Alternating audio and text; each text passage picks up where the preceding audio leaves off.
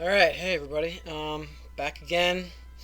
Moving on to a quick little lesson we'll call X.7, which is going to be the next step in factoring. And I hope you remember.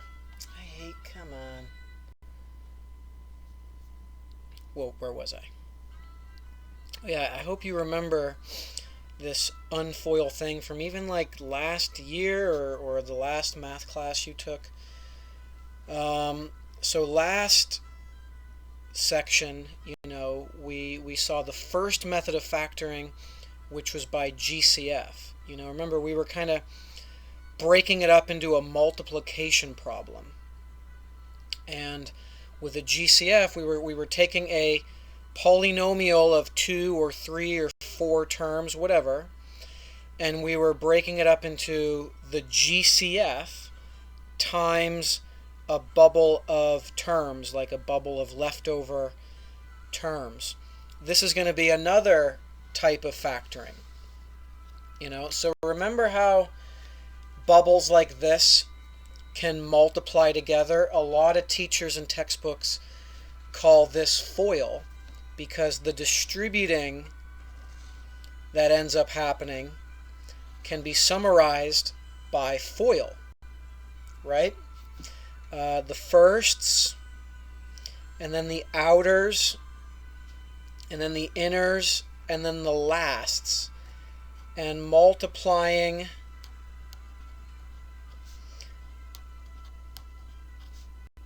all of that, we end up with x squared plus 3x plus 5x plus 15.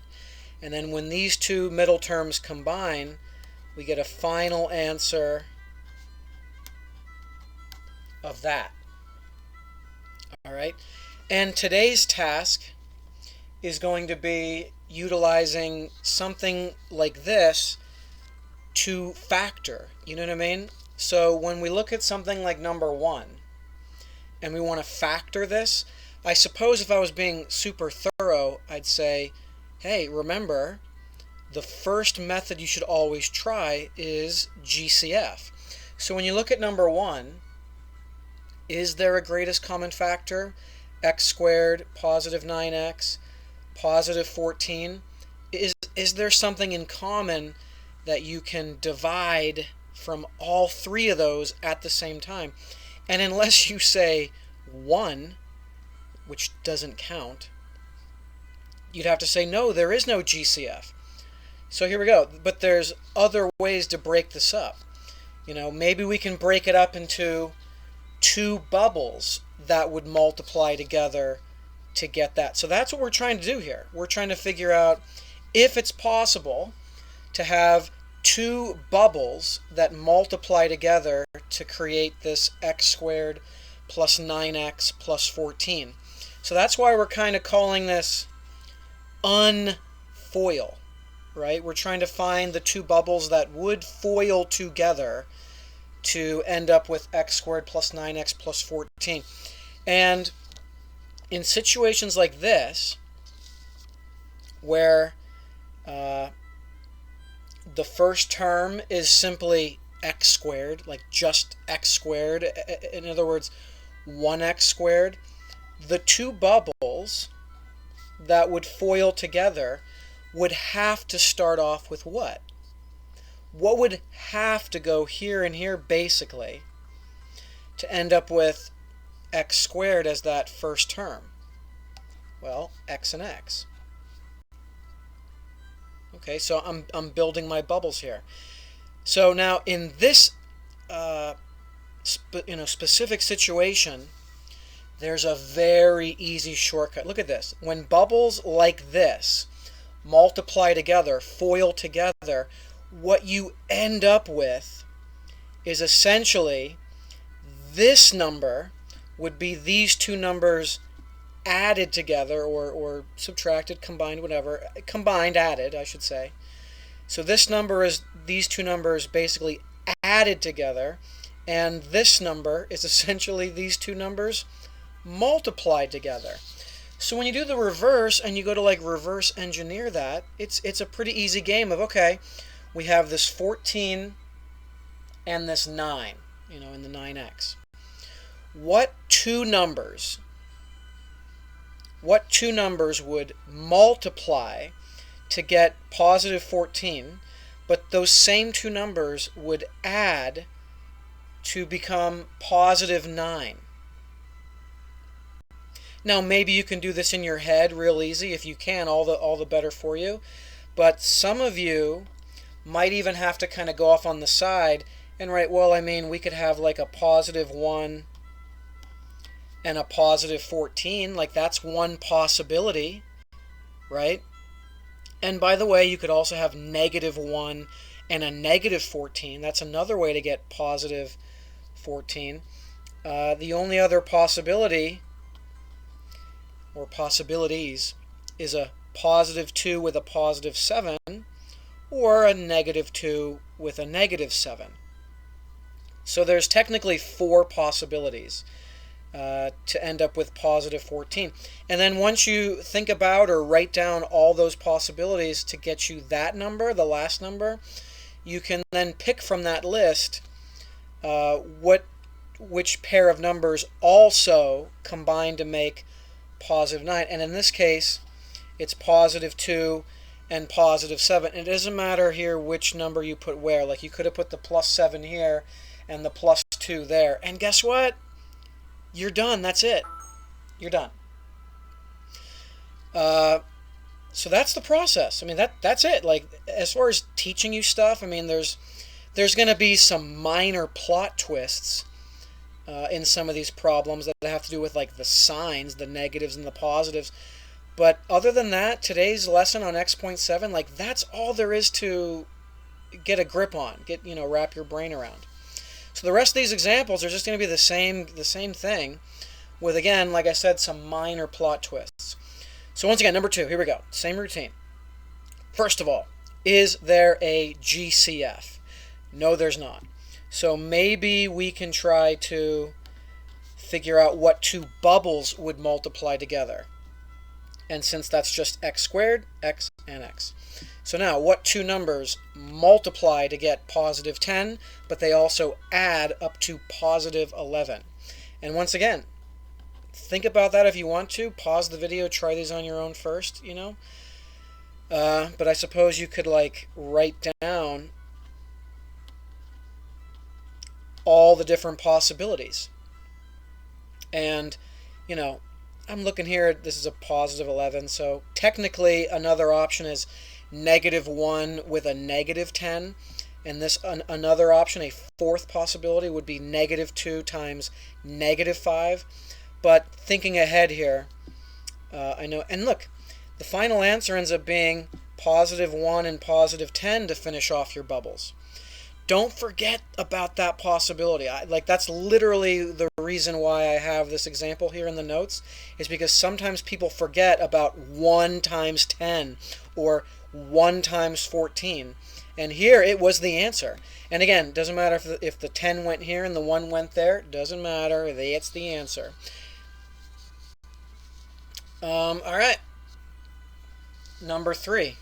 Once again, there is no GCF. Spoiler alert. So maybe this unfoils, and we can make it into a multiplication problem that way.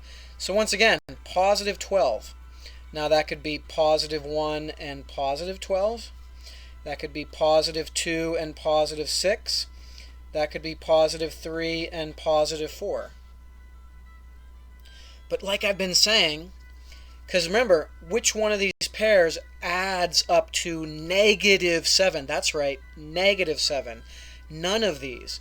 But when you remember that, you could also have like negative 1, negative 12, negative 2, negative 6, or negative 3, negative 4.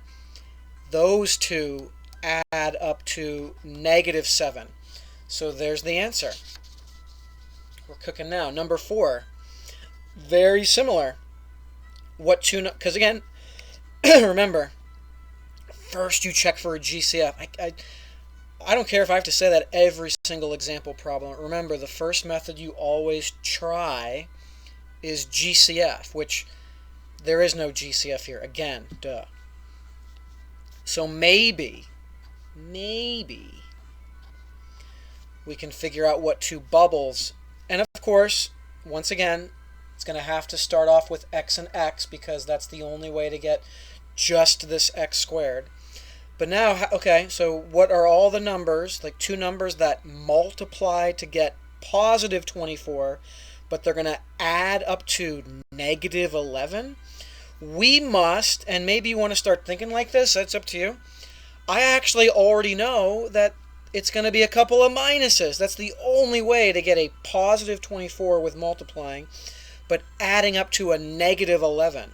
So we got negative 1 and negative 24. We got negative 2 and negative 12. I'm just going in order. Is there a 3? Yep, negative 3, negative 8. Is there a 4? Yep, negative 4 with the negative 6. How about 5? Negative 5 and a no. So these are all my possibilities, unless you want to count positive 1, positive 24, positive 2, positive 12, positive 3, positive 8, positive 4, positive 6. So which one of these pairs combines, adds up to negative 11? That guy. Right? I mean, that's all there is to this. And, you know, I hope you're someone that has like the mental math skills to not even have to write out this side work. You just kind of know. Like here, well, I don't know, I don't want to jump the gun here, but I mean, I already know what the numbers are going to be in my head, like what two numbers multiply to make negative 18, but they add up to positive 3. Well, I don't know. Well, I already know that, but let's write these down. Okay, what are all the ways to get negative 18? Well, we got negative 1 and positive 18. Remember how that works? The signs need to be different if we're multiplying to get a negative number. So it could be this. Do these two numbers add up to positive 3? No, what do these two numbers combine to be? Well, let me tell you, it's not 19 and it's not negative 19. Remember, a negative 1 and a positive 18, that would be positive 17. Now, I want to tell you something really important right now. A different possibility is a positive 1 with a negative 18. That is a different answer, a different possible answer. Now, these don't add up to positive 3 either. They add up to negative 17. So we move on. How about positive 2 and negative 9? How about negative 2 and positive 9? How about positive 3 and negative 6, or negative 3 and positive 6? So there's 1, 2, 3, 4, 5, 6 possibilities, because 4 doesn't, no, not 4, not 5. So there we go, that's it. So out of all of these possibilities, the one that also adds up to positive 3, not negative 3, but positive 3, is this guy. Because this possibility would add up to negative 3. So it's got to be a negative 3 and a positive 6 to finish your bubbles. Now again, it doesn't matter which number goes where, but it's got to be a negative 3 and a positive 6. Last example. And again, I just said that it's going to be the same thing except for like little teeny tiny plot twists. Now, no plot twist here as far as the method. I mean, what I'm saying is there a GCF here? X squared, negative x, and negative 30? No, there's no GCF. If there was one, that's what we would do. But there is not. So let's see if we can UnFOIL. Now, what two numbers multiply to get negative 30, but they add up to what? What would my two numbers add up to? That's right, negative 1. So that's the plot twist here in number 6. I just want to make sure you understand that. We're looking for the two numbers that multiply to get negative 30, but they also add up to negative 1. So what are all my possibilities? Like positive 1 and negative 30? No.